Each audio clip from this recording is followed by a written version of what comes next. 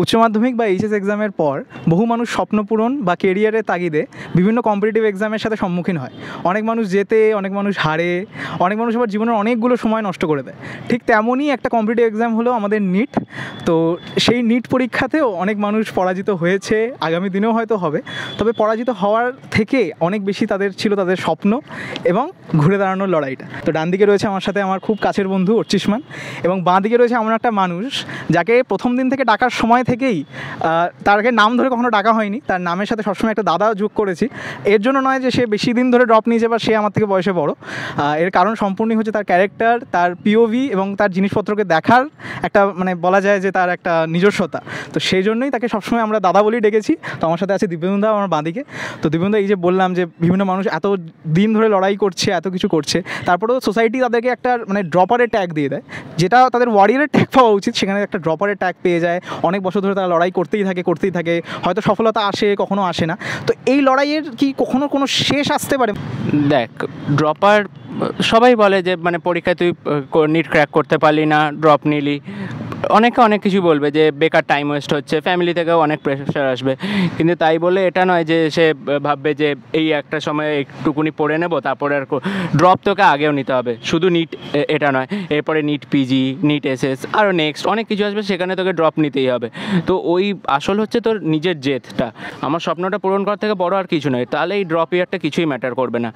আর এই যে সোসাইটি বলে যে ড্রপার, তুই যেটা ঠিকই বললি যে ওয়ারিয়ারের ট্যাগ দেওয়া উচিত, অ্যাবসলিউটলি। কারণ একটা ওয়ার, এখানে কেউ জিতবে কেউ হারবে। তো যে হেরে গেল তার মানে সে কোনোদিনও যুদ্ধ করেনি বা লড়েনি, তো সেটা তো নয়, সবাই ওয়ারিয়ার। সুন্দর বলো দিব্যেন্দু। এবার আমি আমার বন্ধু অর্চিষ্মানের কাছে যাবো, যে এই যে দিব্যেন্দু বলছে, আমিও বলছি যে নিট একটা লড়াই, একটা যুদ্ধ। তোর কতটা ফেস করতে হয়েছে সেই যুদ্ধ বা লড়াই, বা নিট কি অ্যাকচুয়ালি একটা যুদ্ধ বা লড়াই? দেখ, যদি তোর একটা প্যাশন থাকে, তুই এই পুরো ড্রপ ইয়ারটা যদি তুই মানে একটা নর্মাল যেটা ওয়ে অফ লাইফ, কি স্কুল হবে, তারপর তুই কলেজে যাবি, তুই এইটার আগেনস্টে গিয়ে, আগেনস্ট দ্য ফ্লো গিয়ে যখন কিছু একটা করছিস, তখন তোর প্যাশন তোকে ড্রাইভ করছে। তো এই প্যাশনটাই তোকে it will get you throughout this very difficult period. একটা টিডিয়াস লাইফ হয়, স্ট্রেস থাকে, আনসার্টেনটি থাকে। If you have the right company, যেমন আমার এত ভালো ভালো বন্ধু ছিল, তো আই থিঙ্ক এটা আমাকে খুব হেল্প করেছে। সোসাইটিতে খুব একটা কথা প্রচলিত, সেটা হচ্ছে বয়স বেড়ে যাচ্ছে, ছেলে কবে ব্যাচেলার ডিগ্রি এখনও পায়নি, এরপর পিজি আছে, বয়স বেড়ে যাচ্ছে, সাকসেস আসছে না। চোখের সামনে দেখতে পাচ্ছি বন্ধুরা ব্যাচেলার ডিগ্রি পেয়ে যাচ্ছে, চাকরি পেয়ে যাচ্ছে, কর্মরত হয়ে যাচ্ছে, সব কিছু হয়ে যাচ্ছে জীবনে। আমি এখন অবধি একই জায়গায় দাঁড়িয়ে আছি। সেই সিচুয়েশান যেখানে দেওয়ালে পিঠ থেকে যাওয়ার কথা, সেখান থেকে ঘুরে দাঁড়ানোর লড়াইটা কীরকম ছিল?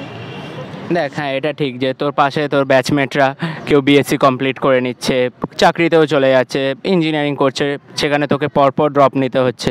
কিন্তু ওখানে সবথেকে বড় যেটা সাপোর্ট হচ্ছে সেটা হচ্ছে ফ্যামিলি সাপোর্ট। কেউ নিট ক্র্যাক করে নিল মানেই যে সে যে একদম বেস্ট ডক্টর হয়ে যাবে, সেটা কিছু নয়। কিন্তু তার মনের মধ্যে এটা আসবে যে হ্যাঁ ঠিক আছে, আগামী 5 বছর 10 বছর পরে আমি কোথাও না কোথাও একটা স্ট্যান্ড করবো, আমি আমার ফ্যামিলিকে নিয়ে যেতে পারবো। কারো যদি মনে জেদ থাকে যে হ্যাঁ আমি পড়বো, ডাক্তারিতেই যাবো, তো নেওয়া উচিত, মাচ সেফার অপশান অন্য কিছুর থেকে। এই যে আমরা সবাই ড্রপ নিচ্ছি বা করছি, একটা মানে বলে না ফ্রাস্ট্রেশন এসে যাচ্ছে একাধিক ড্রপ নেওয়ার পরেও, মনে হয় যেন না আমি পারবো না বা আমার দ্বারা হচ্ছে না। সে কখনো কি এতদিনের যে জার্নি, কমসে কম তো 4 বছরে আমি ধরেই এগোই, 4 বছরের জার্নি ছিল নিটে যাওয়া, তো সেই 4 বছরের মধ্যে কখনো মনে হচ্ছে না আমি কুইট করবো, আমার দ্বারা এই ড্রপ ইয়ার হচ্ছে না? এরকম সিচুয়েশন যখনই লাইফে আসে, তখন এই জিনিসটা মনে করতে হয় কি এটা একটা ফিলিং, ঠিক আছে? ওই মোমেন্টে তোমার ওটা ফিল হচ্ছে, তার মানে এই না যে তোমার এটা সবসময় ফিল হবে বা এই ফিলিংটা কারেক্ট। ওই সময় একটা জিনিস করা উচিত কি ঠিক আছে, আমি এই জিনিসটা নিয়ে এখন ভাববো না, আমি আমার যেটা কাজ, যেটা আপাতত আমার যেটা পড়াশোনা আছে ওটাকে আমি চালিয়ে যাব, 2-3 দিন পর I will again think about it. প্যাশনালিটি তোমার মধ্যে থাকা উচিত যে আমি I will not get overwhelmed by my temporary feelings, আমি প্র্যাকটিক্যালি জিনিসগুলোকে ভাববো, আর বাস ওটাই তোমাকে পুশ করবে, আর তোমাকে it will get you through the bad days. সবাই যেটা জানে যে নিট মানেই হচ্ছে এনসিআরটি বারবার পড়ে যাও, তবে এনসিআরটির মধ্যে খুব একটা পরিবর্তন আসে না এবং ভলিউমও খুবই কম। এমন নয় যে খুব মোটা বই, অনেক সময় লাগবে পড়তে। তো দীর্ঘ 4-5 বছর ধরে এনসিআরটি পড়া একটা তো রয়েছেই ফেজ। তো তারপরেও ওই যে বলে না যে বইটার উপর থেকে ফ্রাস্ট্রেশন এসে যাচ্ছে যে না আমি আর পাচ্ছি না, এক বই কতবার পড়বো। তো সেই জিনিসটা থেকে কীভাবে তুমি বেরিয়েছিলে? হ্যাঁ, এটা একদম ঠিক, ফ্রাস্ট্রেশন প্রচুর আসে, বিশেষ করে যখন লাস্ট ইয়ার নিট এক্সাম হলো, তারপরে মানে এনসিআরটিটাকে আমার 2 চোখে সহ্য হতো না, মনে হতো কখন বিদায় করে দিই। ডায়াগ্রামগুলোকে আলাদা করে করলাম, ডায়াগ্রামগুলোকে সেপারেট কপিতে করে নিলাম, যে ডায়াগ্রামগুলোকে আলাদাভাবে রিভাইজ করব, তারপরে ধর হাইলাইটার ইউজ করা শুরু করলাম।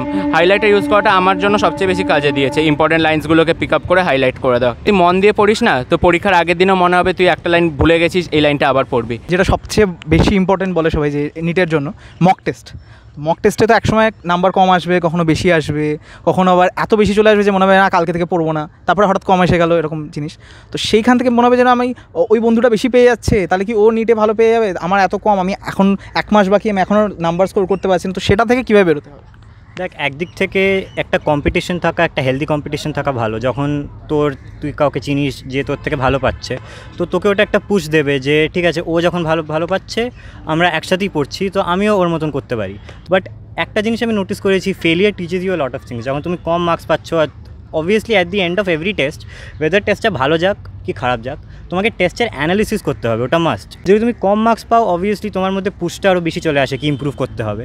তো এই জিনিসটা আমিও নোটিস করেছি, যখন খারাপ মার্কস আসে ওই সময় পড়াশোনার পুশটা বেশি হয়, আর ওই সময় পড়া অ্যাকচুয়ালি বেশি হয়। কিন্তু কমপ্লেসেন্ট হওয়া উচিত না কি ভালো মার্কস এসেছে ঠিক আছে আই ক্যান স্টাডি লেস নাও, ওটা না। তোমাকে ওই সেম পুশটা চালিয়ে যেতে হবে, যতটা পারো তোমাকে এটাকে মনে করতে হবে কি এই টেস্টটাতে আমি ভালো পেয়েছি, ঠিক আছে এটা আমাকে মোটিভেট করবে to give the next test, to study মোর।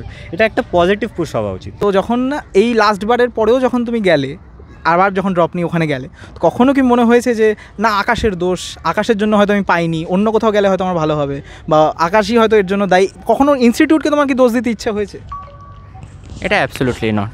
কোনো দিন মনে হয়নি যে আকাশের জন্য, কারণ একটা ইনস্টিটিউট না তোকে পুরোপুরিভাবে কমপ্লিটলি 100% সিলেকশনের দেবে, বা 100% বলে দেবে যে না তোর দ্বারা সিলেকশন হবে না। ইনস্টিটিউট ছিল বলেই আমার number gradually first drop, second ড্রপে, থার্ড ড্রপে এরকম বেড়েছে। হয়তো ইনস্টিটিউটে না হলে আমার হয়তো নাম্বার কমতেই থাকতো, আমি হয়তো পেতামও না। যখন ডিমোটিভেশন আসে তখন ওই ফ্যাকাল্টিরাই পুশ করে নিয়ে যায় তোকে। তো ইনস্টিটিউটকে আমি কোনোদিনই দোষ দেবো না। যারা সেলফ স্টাডি করবো তাদের একটাই সাজেশন যে ভালো কোনো টেস্ট সিরিজ জয়েন করা, কারণ আফটারঅল টেস্ট সবচেয়ে বেশি ইম্পর্টেন্ট।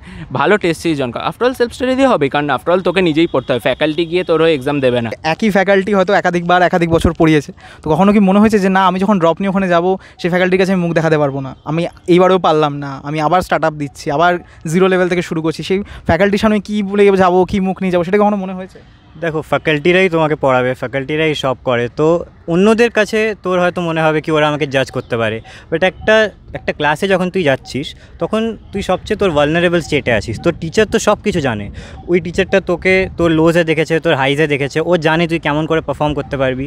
তো ওখানে তুই যতটা you can be yourself ততটা ভালো, তোর নিজের জন্য ওটা ভালো। মনে হতো কি না পেছনে গিয়ে বসলেই ভালো, তাহলে জাজ করবে না, মুখ দেখাতে পারবো টিচারের সামনে, একটা ভালো একটা পারসেপশন হয়ে যাবে ক্লাসে। কিন্তু আমি ওটা করিনি, because I wanted to be vulnerable, কি আমি ভালনারেবল হয়ে নিজেকে ইম্প্রুভ করবো। আমি এখানে শিখতে এসেছি, আর আমাকে যে যাই বলুক, কোনো স্টুডেন্ট টিচার তো তাও তো জাজ করে না, মেন হয় যে স্টুডেন্টসরা আশেপাশের। আমি এখানে আমার যেটা ভার্সন ওটা থেকে সবসময় ইম্প্রুভ করবো, তাহলেই তুই দেখবি যে marks and everything will automatically take care of itself. এই যে সমস্ত কিছু ড্রপ হোক বা এত কিছু, যথেষ্ট তোমার এক্সপিরিয়েন্স এর মধ্যে গ্যাদার হলো এই কয়েকটা বছর, এরপরে হয়তো এই এক্সপিরিয়েন্সটা অনেক কিছু কাজে দেবে। তো যারা এখনও ড্রপ নিচ্ছে, যারা এখনও জীবনে জানে না যে ড্রপ নেওয়া মানে কি পরাজিত হয়ে যাওয়া, বা আমি একটা ড্রপার হয়ে গেলাম, আমার ড্রপারের ট্যাগ লেগে গেল মানে আমি জীবনে একটা হেরে গেছি, আমার জীবনে হয়তো আমি একবারে সাকসেস পেলাম না, যারা এখনও ভাবছে যে আমি ড্রপ নেবো কি নেবো না, ড্রপ নেওয়া কি ঠিক হবে, তো এত বছরের যে এক্সপিরিয়েন্স, সেই থেকে তোমার কী মনে হয় তাদের উদ্দেশ্যে কী বলা উচিত? যারা ড্রপ নিতে চাইছে তাদেরকে একটাই বলবো, যদি তোর সেলফ বিলিভ থাকে যে আমি হার্ডওয়ার্ক করলে আমার হবে, বা এরকম থাকে যে হ্যাঁ আমি লাস্ট অ্যাটেম্পটে আমি পুরো 100% পুশ করিনি, আমার লিমিট আমি রিচ করিনি, আমি যদি সেটা জানি, তো absolutely go for a drop.